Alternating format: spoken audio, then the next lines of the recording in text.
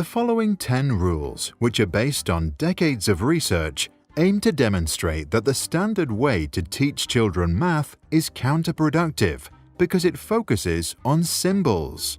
To be able to think mathematically, however, means not to think in symbols, but to learn to think in relationships. Math can't be taught.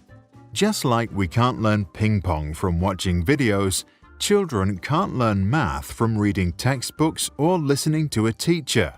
Instead, they learn math by doing math, ideally with real objects, because only when they do math, relationships are constructed right where math happens, in their heads.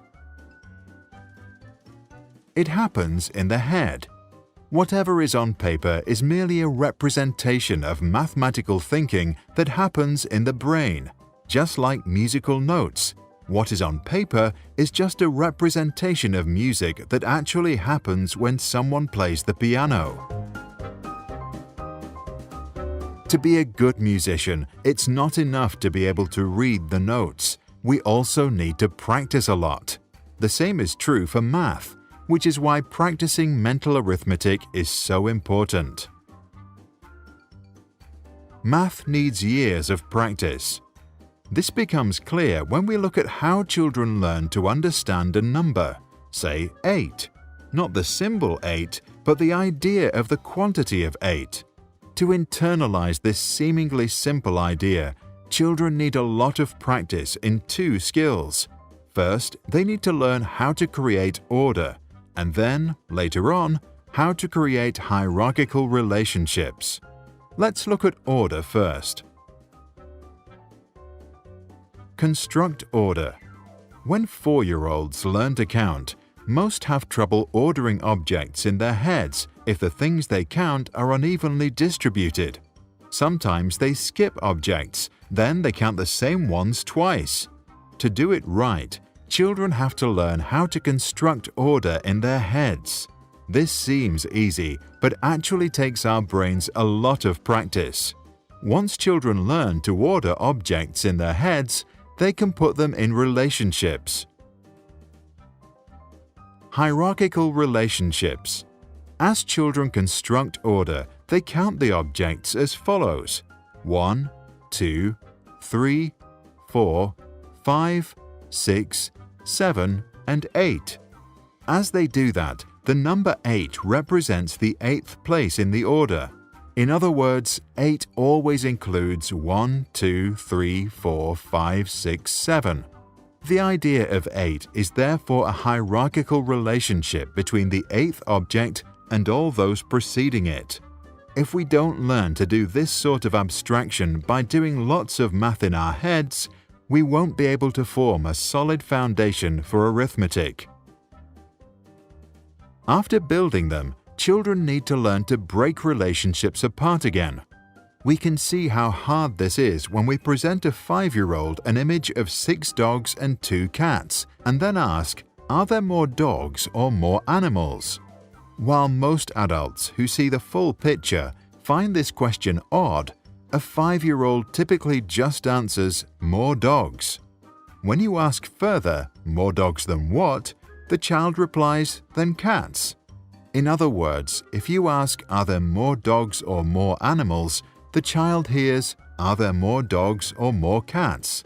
At age 5, most kids didn't practice enough math to break hierarchical relationships apart while still remembering the whole. This happens because once the child has to cut the whole into parts, for them, at that moment, the whole no longer exists. They have not yet constructed the concept of 8 without thinking of it as a sum of its parts. So when they divide the animals into cats and dogs, all they can think of are 2 parts of which one looks larger. The idea of 8 is then forgotten. To also think about all animals would require 2 opposite mental actions. First, divide the whole and then put it back together, a mental process that most 5-year-old children precisely can't do. Only by age 7 most children can see the whole and keep its abstraction in their heads and still divide the sum in its parts. Experiences precedes language. As we demonstrated, it takes a child a lot of mental training and hands-on experiences to form the concept of a number. At the age of 5, we can build a simple row of 8, later form 8 square, then 8 root.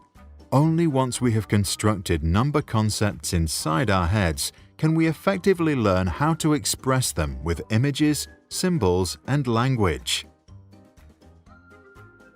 Math can be expressed in different languages. 100,000 years ago, we used objects to express our mathematical thinking. Later, we used images.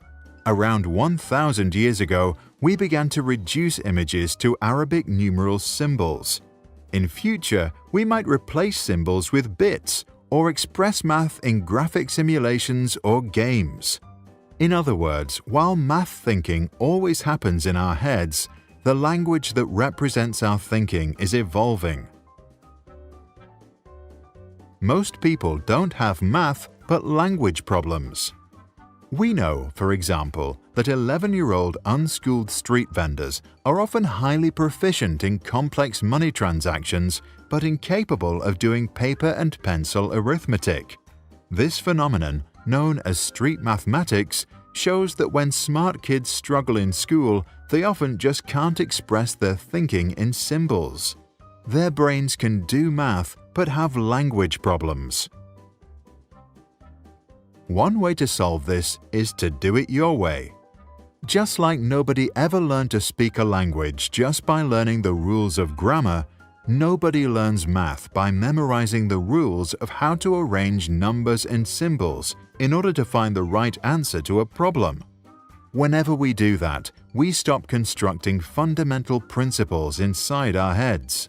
To get better and confident, children should be encouraged to find their own path and use their own language to express a solution.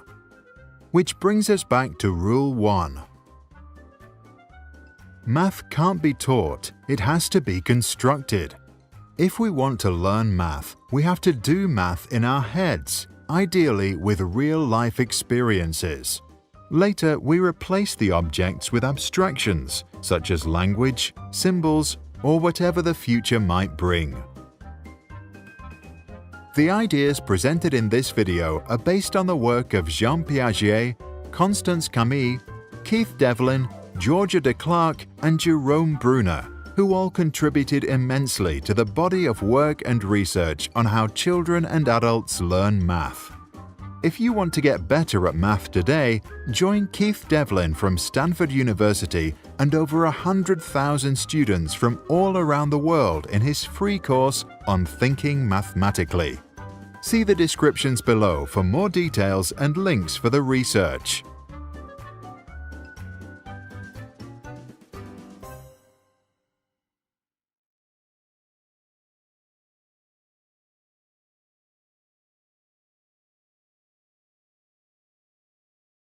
Sprouts videos are published under the Creative Commons license. That means our videos are free and anyone can download, edit, and play them for personal use. And public schools, governments, and nonprofit organizations can also use them for training, online courses, or designing new curriculums. To help us stay independent and support our work, you can join our patrons and contribute. Just visit patreon.com/sprouts.